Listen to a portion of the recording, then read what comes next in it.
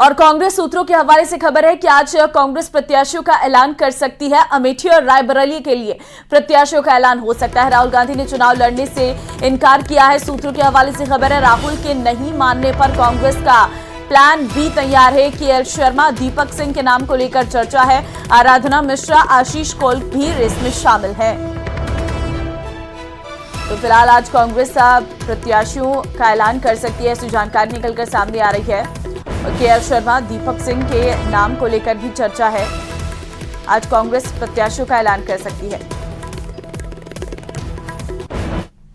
देश में इन दिनों लोकतंत्र का महापर्व चल रहा है। 7 चरणों में लोकसभा चुनाव की शुरुआत 19 अप्रैल से हुई है और 26 अप्रैल को दूसरे चरण की वोटिंग हुई है। और इस मतदान के बाद चुनाव आयोग वोटिंग प्रतिशत का आंकड़ा जारी करता है और इसी मुद्दे पर अब सियासत गरमाई हुई है। वजह है चुनाव आयोग के आंकड़ा जारी करने में लगा वक्त, जिसके बाद विपक्षी दल इसे लेकर आयोग पर सवाल खड़े कर रहे हैं। देखिए रिपोर्ट।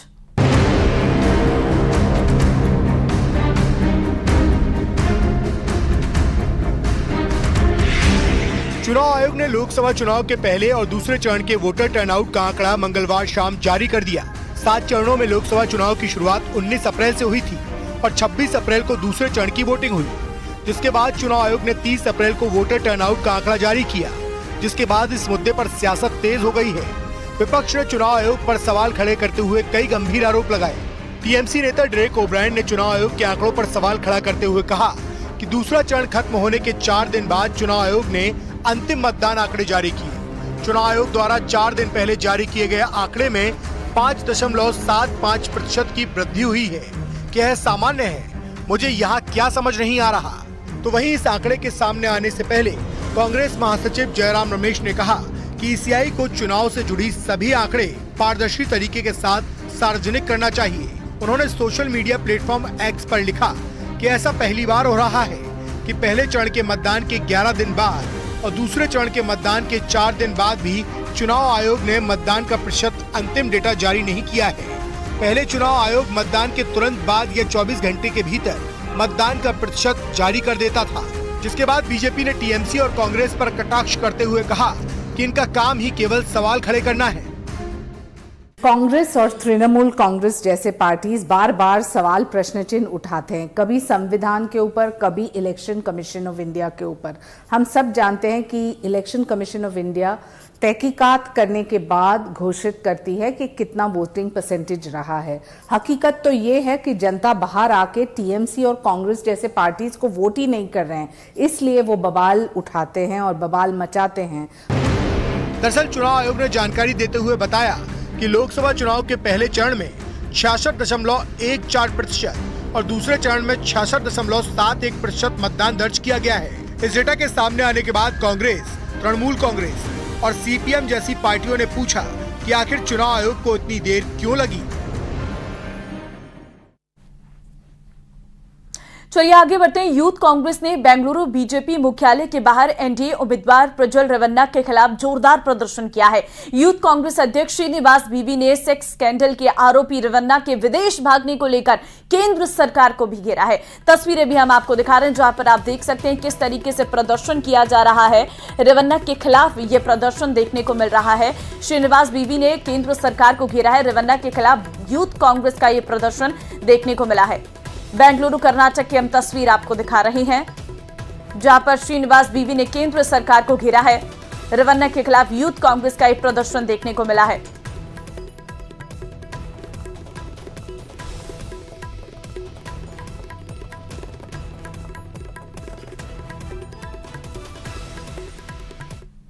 बड़ी खबर आपको देंगे। मुसलमानों से वोट जिहाद की अपील करने पर कांग्रेस के वरिष्ठ नेता सलमान खुर्शीद और उनकी भतीजी मरियमा आलम खां पर केस दर्ज किया गया है। मारिया आलम खां ने सोमवार को फर्रुखाबाद में मुसलमानों से वोट जिहाद की अपील की थी, जिसके बाद उनके खिलाफ आचार संहिता उल्लंघन का मामला दर्ज किया गया है।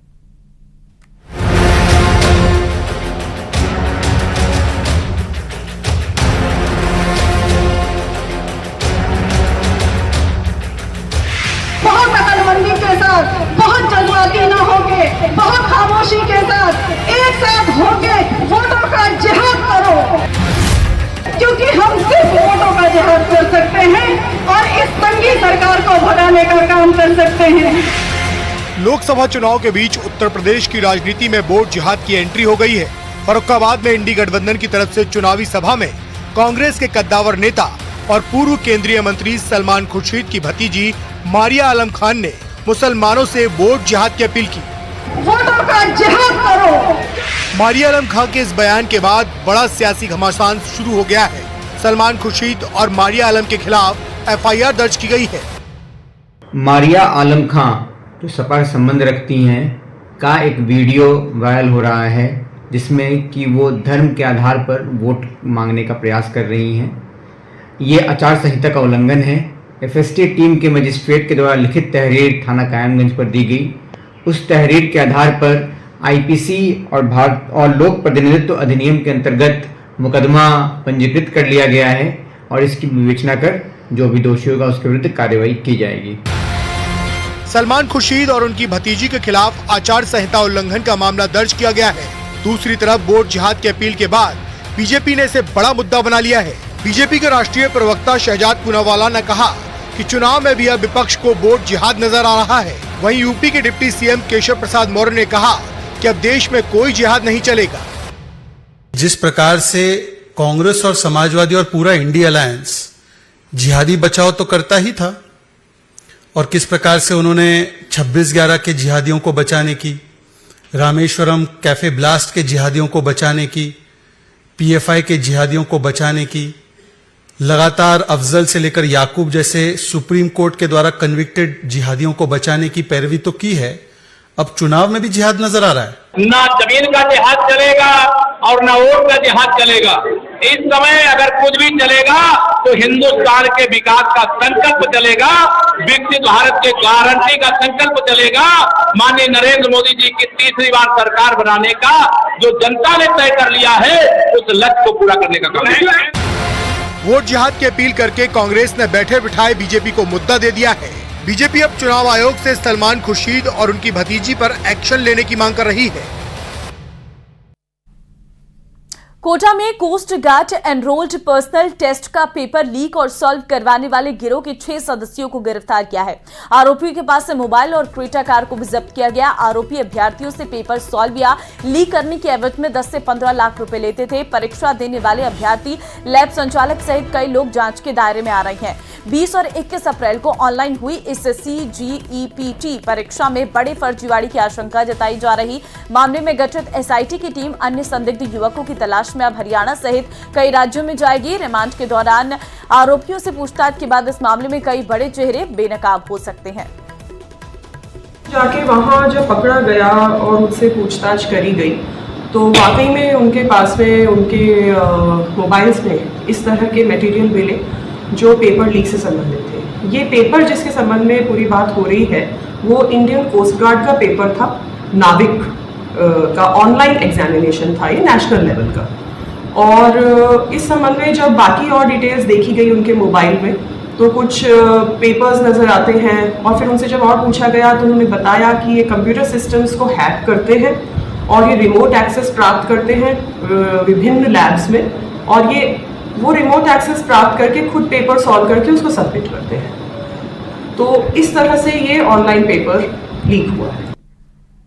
राजस्थान के कई जिलों में आग का तांडव देखने को मिला है और आग इतनी भीषण थी कि लपटें दूर दूर तक दिखाई दे रही थी। आग अपनी टीवी स्क्रीन पर आप इन आग की 4 तस्वीरों को देख सकते हैं। पहली तस्वीर हम आपको बीकानेर की दिखा रहे हैं जहां बड़ा बाजार के किराना स्टोर में भीषण आग लग गई। दूसरी तस्वीर हम बीकानेर जिले के लूणकरणसर की दिखा रहे हैं जहां पशुबाड़ी में आग की विनाश लीला देखने को मिली है। आप तीसरी तस्वीर बूंदी जिले की देख रहे हैं जहां एक मैरिज गार्डन के टेंट में अचानक आग लगी। 75 वर्षीय बुजुर्ग की दर्दनाक मौत भी हो गई है। चौथी तस्वीर आप कोटा जिले की देख रहे हैं जहां एक ट्रांसफार्मर में अचानक आग लग गई और हड़कंप मच गया। अग्निशमन विभाग ने कड़ी मशक्कत के बाद आग पर काबू